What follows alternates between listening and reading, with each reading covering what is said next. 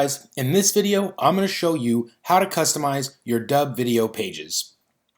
So, the first thing is every video you upload to Dubb has its own video management page, just like this one.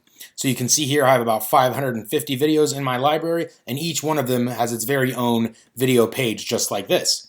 So any changes I make to an individual video page through the video management page like this does not affect other videos, unless I'm changing the default settings for these things, these elements. So as you can see here, player color is one such element, which is actually referring to this play button and play bar here. So that color, if you choose a color there and set it as a default, that will affect all of your future videos. This color will automatically be applied. So with that in mind, there are some default settings and design elements we can control, but that's how it works, is we can make edits to individual video pages, or we can make changes to what the future default videos will be. All right, so let's start straight from the top with a URL. So as part of the free trial and part of the paid plans, you can have a custom subdomain, which is your business name.dubb.com. We do have a CNAME option available as well, which would be a completely custom URL, such as your video or video.yourbusiness.com or watch.yourbusiness.com. The next thing is the logo here. So your logo that shows up in the top left corner, and also as a watermark on the video player if you choose to do that. So during the free trial and as part of your paid plan, you can come into your settings here, and under team, my team, you would upload the logo. There'll be a place for it there as long as you're the admin of the account. Once you do that, this logo will automatically show up on all of your video pages in place of our own, and also as a watermark there if you've chosen to select this box. It'll automatically be there, and this setting will remain as a default for your future video pages. Okay, the next thing here is the background element. You can see we have a little custom image uploaded there, and here's how that works. Right here under design, under background, I can either search for a custom theme, meaning I can just type in a word here, such as technology, and you can see it's going to give me hundreds of images to choose from. I actually don't want to change this video page, so let me grab another video, and I'm going to change that one.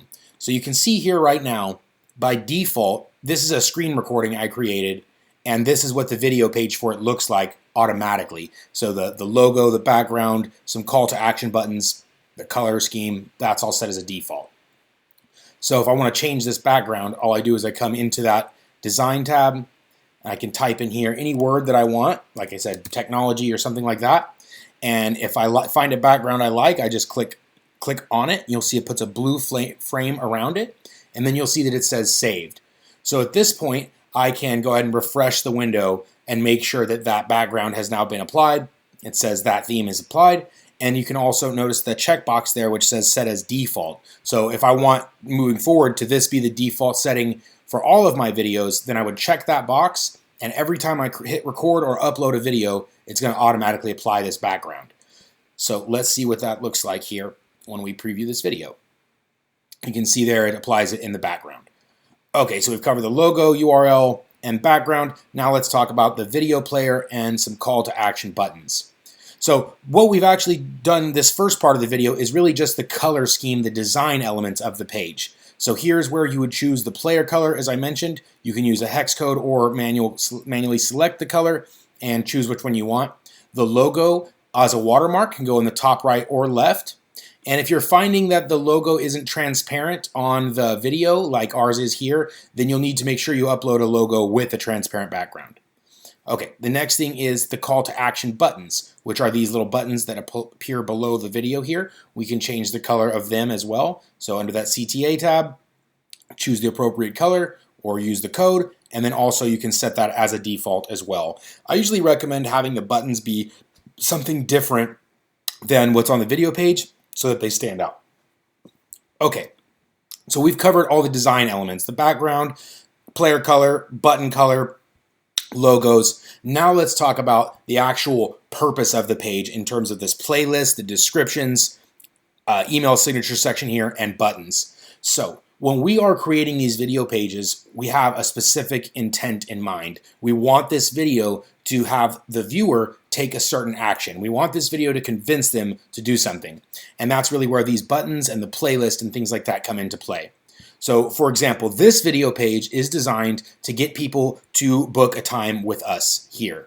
And so we have a button built directly for that. These buttons can be programmed to just about anything we want them to. They can be direct calendar integration. They can have fill out a form, download an attachment, whatever you would want them to. There's actually another video here in the tutorial center, which is going to really cover in depth all about calls to actions and creating them. But right now we're just covering conceptually what we want to do with these video pages and how to customize them.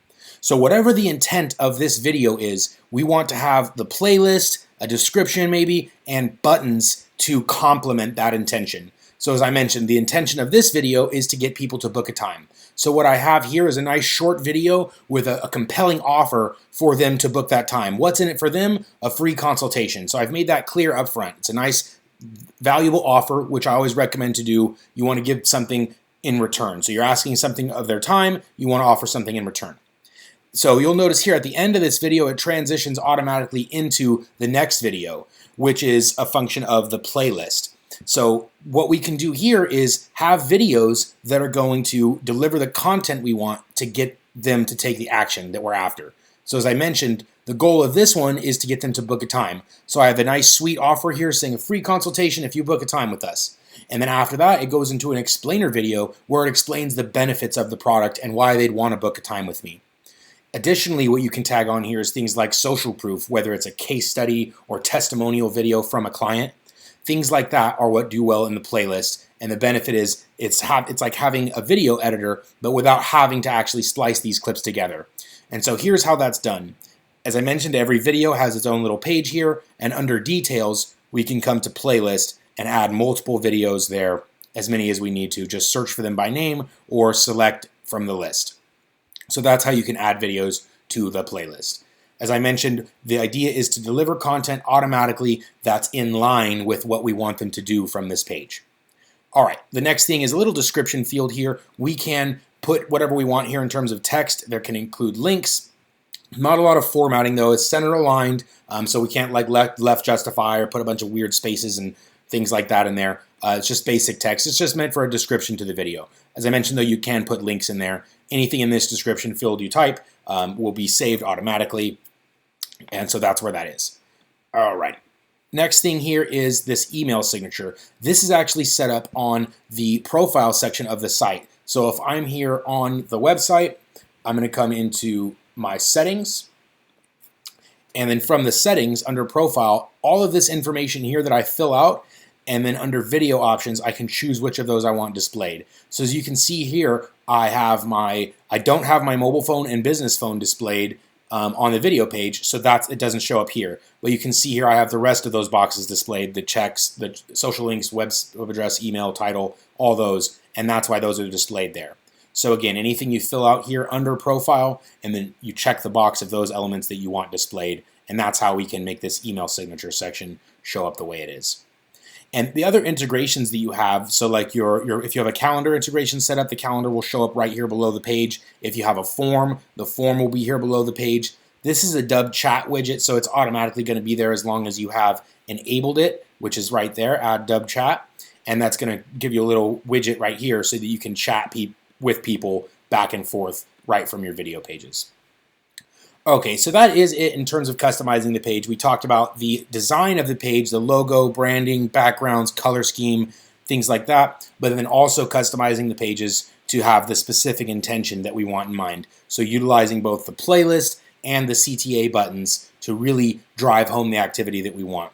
And if you guys have supplemental buttons, so like this one here is the ultimate goal that we want, but if there's other things that we want them to do, such as registering for a webinar, or maybe just checking out some of our social proof, there's other activities we can get them to do here on the page. We want to make sure we're getting value, even if they're not quite ready for that booking. They're not quite ready for the ultimate activity that we want them to take. There's other things that we can do within our business to still get value and to still be able to identify prospects from them taking actions here. All right.